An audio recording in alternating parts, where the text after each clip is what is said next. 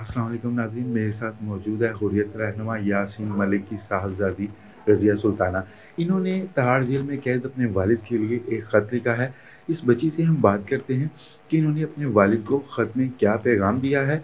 और एक बात जो इंतहाई अहम है वो ये है कि भारतीय जुल्म और जबर की वजह से ये ख़त रज़िया सुल्ताना अपने बाप को यानी यासीन मलिक को डिलीवर नहीं कर सकी हैं, और हम इस खत को यासीन मलिक तक पहुंचाने की कोशिश करते हैं। अस्सलाम वालेकुम रज़िया, क्या है इस खत में? एक लेटर मेरे पापा के लिए है। इस लेटर में क्या आपने अपने पापा को क्या पैगाम दिया है? Hello Papa, how are you? I love you Papa. How is the painting coming? I really miss you. I hope you are okay. God bless you. I can't wait until you come. मैं बस बोलना चाहती हूँ, मैं बड़ी miss करती हूँ पापा को। मैं बड़ा प्यार करती हूँ। ये बड़ा दिल चाहता है अभी आ जाएं। पापा किधर हैं? बस जेल में है मेरे पापा। तो किस वजह से जेल में हैं?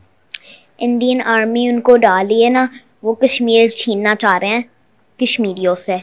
वो सारी ब्यूटी छीनना चाह रहे हैं उससे, वो उधर रूल करना चाह रहे हैं।